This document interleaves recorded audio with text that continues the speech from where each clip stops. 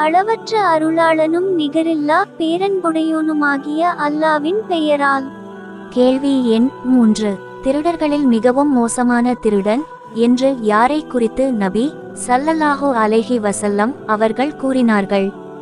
திருடர்களில் மிகவும் மோசமான திருடன் தொழுகையில் திருடுபவன் என்று நபி ஸல்லல்லாஹு அலைஹி வஸல்லம் அவர்கள் கூறியபோது, அல்லாவின் தூதரே, தொழுகையில் எப்படி ஒருவன் திருடுவான் என்று நபித்தோழர்கள் கேட்டனர்.